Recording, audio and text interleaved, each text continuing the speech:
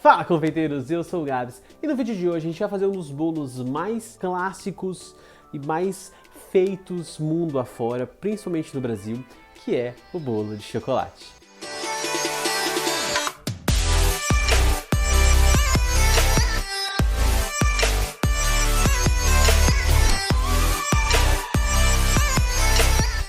Hoje nesse canal vamos fazer uma massa de bolo de chocolate simples, fácil e rápida de ser feita, mas que ainda assim obtenha um resultado de muita qualidade. Eu queria trazer para o canal uma receita como essa para que a gente pudesse ter nas mangas sempre massas que nos ajudassem em momentos de necessidade rápida e que fossem muito práticas. Já ensinei aqui nesse canal outras massas de chocolate com outras técnicas. Hoje a gente vai fazer uma massa com um método americano, direto, fácil, simples e muito gostosa. A gente vai começar agora falando dos ingredientes dessa massa e depois a gente fala do modo de preparo. O primeiro ingrediente que a gente vai utilizar nessa massa é o açúcar refinado. E o açúcar refinado vai entrar para ajudar a trazer muito volume para essa massa e ajudar a adoçar também. O açúcar que ajuda também a puxar a umidade dos ingredientes, deixar a massa mais fluida e mais cremosinha também. Em seguida a gente vai utilizar a manteiga. E a manteiga entra aqui como fonte de gordura para ajudar a trazer mais sabor, mais untuosidade para a nossa massa, mas a manteiga não vai vir sozinha. Essa massa de bolo eu resolvi usar dois tipos de gordura e o próximo ingrediente justamente é o óleo de canola. O óleo de canola também, assim como a manteiga, vai ajudar a trazer mais untuosidade para essa massa e uma sensação de umidade maior por mais tempo. E por que eu estou trazendo aqui óleo de canola e manteiga? Justamente porque eu queria unir dois tipos de gorduras diferentes para trazer características diferentes para nossa massa. Então a manteiga ajuda a trazer mais sabor, enquanto que o óleo ajuda a trazer mais sensação de umidade. E os dois juntos vão trabalhar em conjunto para que a gente tenha uma massa com uma sensação de umidade e maciez mais forte, enquanto que a gente também traz a untuosidade e o sabor da manteiga para a massa também. Em seguida a gente vai utilizar ovos. E os ovos nessa receita não vão trazer aeração. A gente não vai bater ovos com açúcar, nem claras com açúcar e fazer processos diferentes. Justamente vai ser uma massa feita com um método americano mais direto. E aí então a gente vai utilizar os ovos para ajudar a emulsionar a nossa mistura. As gemas ajudam a trazer mais gordura e as claras mais umidade para a nossa massa também. Além de que quando cozinham junto com o restante dos ingredientes no forno, quando a massa já está feita, os ovos ajudam a dar consistência e textura para a nossa massa. É só você pensar como que os ovos cozinham separadamente, então pensar que eles podem agir da mesma forma dentro de uma mistura, dentro de um outro processo na cozinha. Então, se os ovos quando cozinham, eles enrijecem, coagulam, na massa de um bolo isso vai acontecer também, e aí eles vão ajudar a trazer consistência para a massa do bolo, assim como acontece também quando a gente faz um pudim de leite condensado. Se você for parar para pensar, dentro de uma receita de pudim, o que traz a consistência gelatinosa para aqueles ingredientes é justamente a presença do ovo. Sem o ovo ali, você não conseguiria obter um pudim com a consistência desejada. A gente ia obter, na verdade, uma calda, um líquido, um creme, mas não um pudim. Em seguida vamos utilizar leite integral e o leite aqui vai ajudar a trazer umidade para a nossa massa. Como é uma massa de bolo amanteigada que tem bastante gordura, tem bastante farinha, então a gente precisa entrar com mais umidade e aí a gente vai entrar com leite integral que também tem um teor de gordura que vai ajudar a deixar a nossa massa mais saborosa também. E depois nós vamos entrar com a farinha de trigo. A farinha de trigo aqui justamente vai entrar numa massa de bolo para ajudar a trazer estrutura e elasticidade por conta da presença do glúten que tem na farinha de trigo. O glúten é uma proteína que tem na farinha de trigo que quando entra em contato com a umidade e ação mecânica, ele é ativado e desenvolvido e ele que é responsável por dar estrutura e elasticidade e formar aquela cadeia de bolhas e emaranhado que a massa de bolo e massas de pães tem. Porém, massas de bolo precisam que esse desenvolvimento da farinha de trigo sejam muito menores do que em massas de macarrão e massas de pão. Então, por isso que geralmente numa massa de bolo a farinha entra sempre no final e apenas para ser homogeneizada, porque a gente não quer sovar demais essa farinha na massa para que ela não tenha um alto desenvolvimento do glúten e aí então a nossa massa não fique tão pesada e solada. Em seguida, o ingrediente que vai dar nome ao nosso bolo e também cor e sabor é o chocolate em pó. E aqui eu estou utilizando o chocolate em pó 50% cacau. Não é achocolatado em pó e também não é cacau em pó puro. Poderia ser cacau em pó puro e aí o seu bolo ficaria mais amargo, mais escuro. Aqui como eu quero um bolo de chocolate normal, comum, então eu vou utilizar um chocolate em pó com 50% de cacau na composição. Achocolatado em pó tem muito açúcar na composição, é o primeiro ingrediente da lista, é o açúcar, então ele não consegue trazer as características de sabor, aroma e cor para a massa, além de saturar essa receita em açúcar. Então a gente vai sempre entrar com chocolate em pó ou cacau em pó para que o achocolatado não desbalanceie e não tire as características que a gente quer. A gente vai usar chocolatado em pó em alguns casos muito específicos e esse vídeo é um deles, a gente vai mostrar, eu vou te mostrar e você vai ver mais pra frente aqui nesse vídeo para que a gente vai utilizar o achocolatado. Mas para a massa do bolo é chocolate em pó 50% que vai ajudar a trazer cor, sabor e aroma para a massa do nosso bolo. E por último, a gente vai utilizar o fermento em pó químico. O fermento em pó químico entra na massa do bolo justamente para auxiliar na expansão da massa, formação de gases, deixar a massa mais leve e mais fofinha, principalmente numa massa como essa que tem um método americano mais diretão e a gente não tem aeração e o nosso bolo sem o fermento poderia ficar muito maçudo e muito soladão e não é isso que a gente quer que tenha uma massa untuosa, amanteigada, cremosa, saborosa e leve ao mesmo tempo. E para isso a gente vai colocar o fermento em pó químico. O modo de preparo deste bolo é inacreditável. Você não vai acreditar de tão fácil que é. Então, antes de eu te falar como a gente vai fazer esse bolo, já deixa um like aqui nesse vídeo e se inscreve neste canal. Eu nunca sei onde que eu aponto para esse negócio, mas você se inscreve no canal, dá um like nesse vídeo, já compartilha, porque muita gente tá precisando dessa massa de bolo de chocolate fácil desse jeito e não sabe. A hora que vê o vídeo vai falar, caramba, era isso que eu precisava e não sabia, ou estava atrás e não estava encontrando. E essa massa aqui é um sucesso de sabor, de textura, de aroma e também de facilidade. Então já se inscreve nesse canal, que eu tô te esperando aqui enquanto você não se inscreve e não dá um like, e aí a gente começa a falar do modo de preparo. Se inscreveu? Muito bem. Então agora para o modo de preparo, já que estamos todos curtidos e inscritos, vamos lá, vocês não vão acreditar, nem eu acredito, toda vez que eu faço esse bolo, não acredito. Você vai pegar um bowl e vai colocar dentro dele o açúcar, o óleo e a manteiga ou em ponto de pomada, ou seja, mais amolecida em temperatura ambiente ou derretida.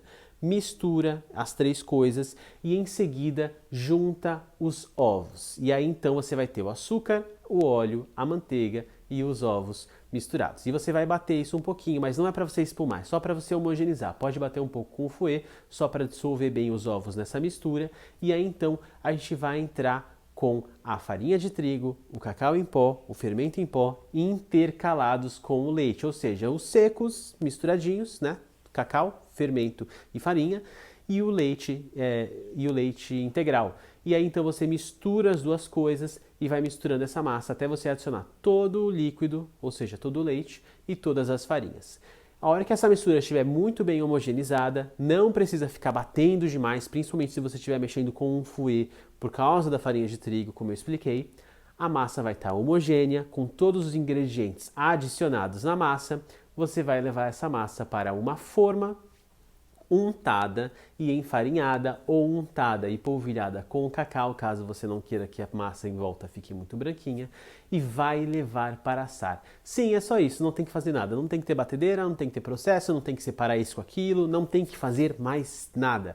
Você vai juntar o açúcar com as gorduras, os ovos, os secos e os líquidos, e então vai botar essa mistura dessa massa numa forma e vai levar para assar por aproximadamente 40 minutos a 160, 170 graus Celsius. Lembrando que tempo e temperatura de forno sempre vão variar de forno para forno.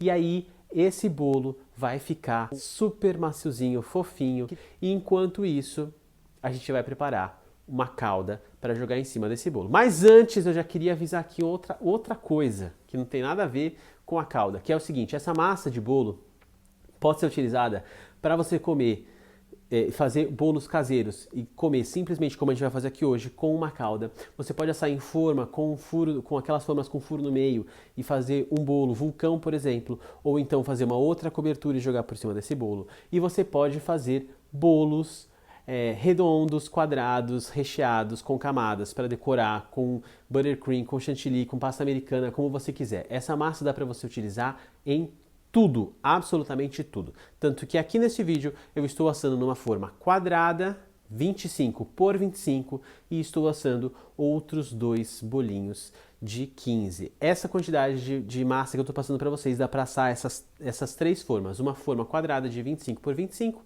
e 2 pequenas redondas de 15 centímetros de diâmetro. Se você quiser fazer menos quantidade, é só fazer metade da receita, ou 1/4 da receita, ou 3/4 da receita, enfim, aí é só você balancear as quantidades que eu passei para vocês aqui no vídeo. E agora sim, vamos fazer uma calda de chocolate para cobrir este bolo quadrado a hora que sair do forno. O redondo eu vou embalar, vou armazenar no meu freezer, congelar para eu utilizar numa outra oportunidade. Quem sabe você não vê esse bolo aqui rodando pelos vídeos das próximas semanas, muito em breve. E aí, o que vai acontecer agora para essa calda é o seguinte: nós vamos usar uma calda que precisa de 4 ingredientes. Sabe aquela calda que a gente também às vezes vê em bolo de cenoura, que forma uma casquinha em cima e dentro ela permeia no bolo e fica molhadinho? É essa que a gente vai fazer. E é nessa calda que a gente vai utilizar o achocolatado em pó. Por quê? Essa é uma calda que eu quero que obrigatoriamente ela tenha uma alta concentração de açúcar e ela cristalize propositalmente, porque é essa cristalização que faz com que a parte de cima do bolo forme aquela casquinha crocante. Então, para isso a gente vai precisar de achocolatado em pó, açúcar refinado, leite integral e manteiga. Esses 4 ingredientes vão ser levados juntos para uma panela e vão ser cozinhados, e a gente vai deixar isso ferver um pouquinho até que todos os ingredientes se misturem, o açúcar e o achocolatado se dissolvam por completo na mistura de leite e manteiga, e aí então a gente já pode desligar o fogo.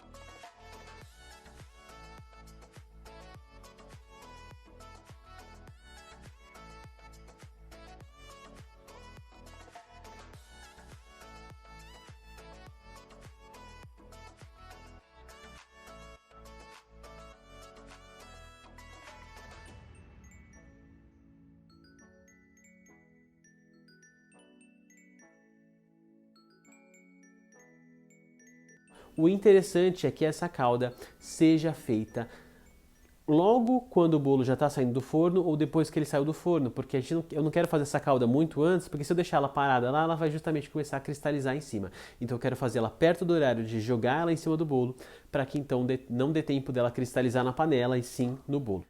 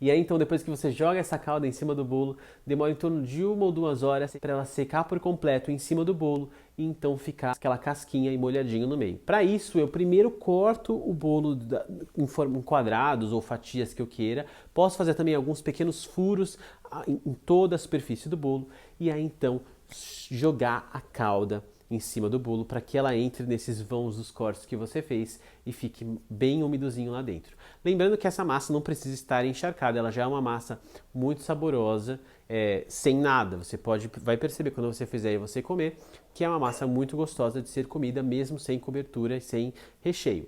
Mas, como eu sei que no Brasil a gente adora encharcar um bolo com calda, com cobertura, com recheio, então essa é uma opção de calda para a gente poder fazer não só para este bolo, como para outras produções também. E aqui eu mostro para vocês uma utilidade do achocolatado em pó na confeitaria, que é utilizado propositalmente para uma função muito específica. Então, dá para fazer essa calda sem ser o achocolatado em pó e usar o chocolate em pó?